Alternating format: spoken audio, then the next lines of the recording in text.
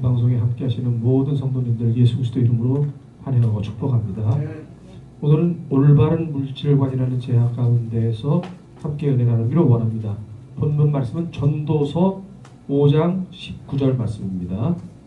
어떤 사람에게든지 하나님이 재물과 부여를 그에게 주사 능히 누리게 하시며 제 몫을 받아 수고함으로 즐거워하게 하신 것은 하나님의 선물이라. 아멘.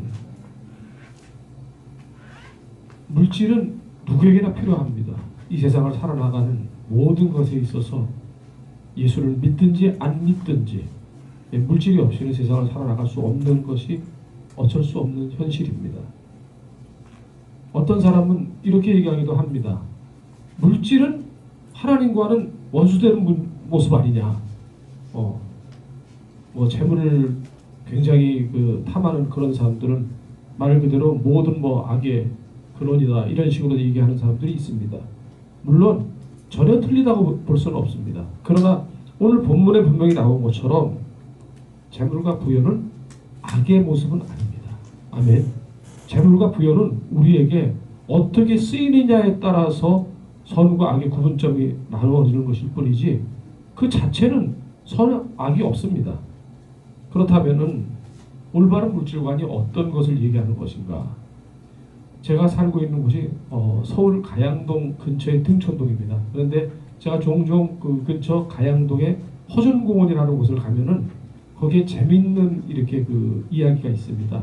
투금설화라고 하는 이야기가 있는데 고려 공민왕 때 그 두 형제가 길을 가다가 두 형제가 공교롭게도 한 덩어리씩 황금을 길가에서 주신 거예요.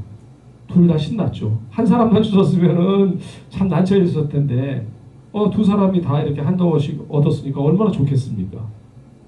그런데 이제 얻게 된 황금 덩어리를 갖고 강을 이렇게 건너야 돼서 배를 탔는데 한참을 가다가 형이 먼저 그 황금을 강물에다 확 던져버립니다. 그러니까 아우도 역시 약속이라는 듯이 황금을 강물에다 던져버리는 거예요. 누가 보면은 둘 다 미쳤나? 그렇게 생각이 들 수밖에 없죠. 그런데 형이 슬쩍 묻습니다. 동생에게. 아우님, 왜 황금을 강물에다 던졌는가? 형님은 왜 던지셨습니까? 나 솔직히 얘기해 줄게.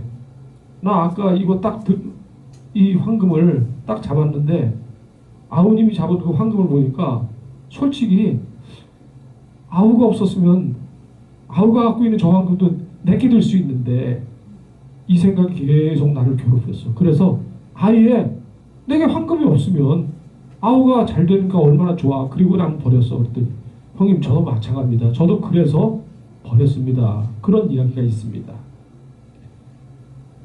물질, 재물을 우선시하는 이 얘기는 우리가 맘모니즘이라고 얘기하죠. 네, 맘모니즘. 성도들은 맘모니즘이 아닌 성경이 말씀하시는 바른 물질관이 세워질 때 그 바른 물질관으로 말미암아서 성경에 나온 대로 영혼이 잘 되고 범사가 잘 되며 강건한 복이 함께 할 줄로 믿습니다. 그렇다면 올바른 물질관이 무엇인가? 이 시간 성경을 통해서 함께 하나님의 주시는 은혜를 따라서 영광 돌리는 복된 저와 여러분 되기를 예수 그리스도 이름으로 축원합니다. 아멘. 바른 물질관의 맨 처음은 하나님을 위함입니다. 하나님을 위함. 신명기 8장 15절에 내 하나님 여호와를 기억하라. 그가 내게 재물 얻을 능력을 주셨습니다. 이같이 하심은 네 조상들에게 맹세하신 언약을 오늘과 같이 이루려 하심이니라. 아멘. 재물 얻을 능력을 사람에게 주셨다고 분명히 성경은 나와 있습니다. 그렇기 때문에 재물을 얻는 것 자체, 그 능력 자체는 잘못된 게 아니라는 얘기죠. 문제는 무엇이냐? 오늘 본문 신명기 8장에 나오는 이 말씀은 출애굽의 모든 과정이 하나님의 주권과 섭리로 이루어지는 것을 설명하면서 재물을 얻는 능력은 하나님께 있다. 곧 하나님의 은혜라고 말씀하시는 것입니다. 내가 땀 흘렸으니까, 내가 노력했으니까, 그러니까 얻게 된다라고 하는 것은 일반적인 하나님을 모르는 사람들의 모습이지만 하나님을 믿는 사람들, 하나님을 안다 하는 사람들은 하나님의 은혜 가운데서 주시니까 감사히 받는 것이다 라는 그 마음을 항상 놓지 말아야 된다는 것입니다. 우리가 잘 아는 석유재벌 미국의 록펠러가 예전에 나이 젊을 때까지는 승승장구해서 잘 나갔다고 합니다. 그런데 그가 불치병을 얻고 나서 거기서부터 하나님 앞에 꺾어지게 되고, 아, 하나님 이제 내가 잘못 살아왔군요. 그리고 그 다음부터 10의 구조까지 하나님께 11조와 각종 예물을 통해서 하나님께 영광 돌리는 삶이 되니까 그는 90세까지 장수할 수 있는 그런 복을 받게 된 것입니다. 올바른 물질관이 록펠러에게 세워졌을 때 하나님께 영광을 돌리는 모습이 나타났던 것입니다. 이제 우리는 이런 것들을 잘 생각해야 됩니다. 요즘 들어서 특히 많은 사람들이 11조는 이미 폐해졌다고 얘기하는 사람들도 있습니다. 그러나 분명히 11조는 하나님의 것으로 구별이 돼야 되는 것입니다. 아멘. 그리고 그 이외에 주일에는 또한 주일을 드릴 수 있는 예물에 감사하며, 또 자기가 또 태어난 생일, 혹은 요즘은 뭐 환갑은 안 하니까 7순, 8순 이런 때 얼마나 기쁘고 감사합니까? 그때까지 이렇게 살 수 있게 됨을 감사하며, 그리고 그 이외에 여러 가지 좋은 일들이 있을 때, 그리고 혹은 힘들고 어려운 일이 있을 때 하나님의 섭리가 어디에 있는가를 생각하면서 그럴수록 더 하나님의 것을 구별되어 드릴 때 놀라운 하나님의 역사가 우리와 함께 하실 줄로 믿습니다. 하나님을 위하는 물질관이 가장 첫 번째가 되는 것입니다. 그렇다면 다른 물질관의 두 번째는 무엇입니까? 가족을 위함입니다. 가족을 위하는 물질관이 있어야 됩니다. 디모데전서 5장 8절 말씀에 누구든지 자기 친족, 특히 자기 가족을 돌보지 아니하면 믿음을 배반한 자요 불신자보다 더 악한 자니라 말씀합니다. 아멘. 디모데전서에서 나오는 이 본문은 고육지침을 외면하는 것은 이방인보다 악하다. 자, 이방인보다 악한 사람이 천국 갈 수 있겠습니까? 당연히 못 갑니다. 즉 이것은 무엇입니까? 말 그대로 친척에게, 가족에게 돈을 마구마구 써라, 그 얘기가 아니죠. 주의 일을 한다고 하면서 분별하지 못하고 자기의 모습이, 자기의 생활이 올바르지 않은 그러한 모습은 그것 때문에 가족에게 상처가 되고 가족에게 시험을 준다고 하면은 이것은 빨리 조정해야 될 문제라는 얘기입니다. 내 선행이 아닌 내 부족함, 내 악행 때문에 가족이 시험을 당하고 가족이 실족을 당하게 됐다고 하면 그것은 굉장히 하나님 앞에서 복받지 못하는 오히려 득주의 모습이 되는 것입니다. 이것은 매우 조심해야 될 모습입니다.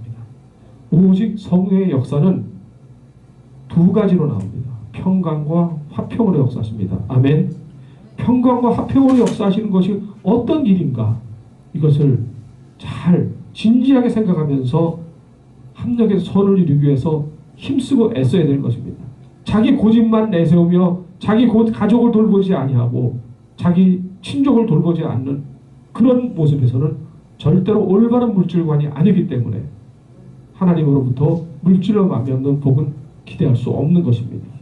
가족을 잊지 않고 이웃을 잊지 않는 선한 물질관으로 복된 삶이 되기를 예수 그리스도 이름으로 축원합니다. 아멘.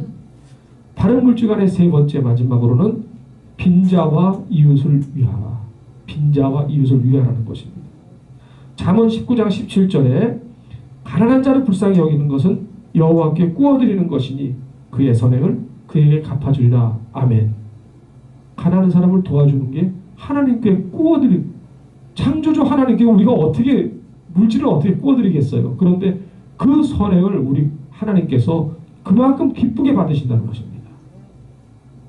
지금은 이제 계절이 좀 바뀌었지만 제가 딱 1년에 한 번 눈을 질끈 감을 때가 있습니다. 언제냐? 성탄절이 다가오면은 구세군 자선단비가 땡그랑땡그랑하면은 다른 때는 몰라도 그때는 제가 조금 좀 거기다가 집어넣습니다. 아직 신사임당까지는 못 집어넣었어도 그래도 조금 이렇게 도움이 되기를 바라는 기도하는 마음으로 이렇게 그래도 나보다 어려운 사람들을 위해서 이렇게 도움이 되기를 바라는 그런 모습이 되기를 될 때가 있는데, 우리는 빈자와 이웃을 위한 선행이 있을 때 하나님께서 그에게 넉넉하게 우리가 상상하는 것 이상의 큰 복을 줄 줄로 믿습니다. 아멘. 말씀 정리합니다. 바른 물질관이 세워질 때에 하나님께서 귀히 들어 쓰시는 것입니다. 말씀드린 록펠러는 교회도 많이 지었고 학교도 많이 지었습니다. 왜? 하나님의 영광을 위해서, 그리고 가족을 위해서 우리는 물질관을 바로 세워야 됩니다. 당장 끼니거리 없으면 그 끼니거리부터 해결해야 됩니다. 가족이 힘들어하는데 내가 믿음 좋다고요?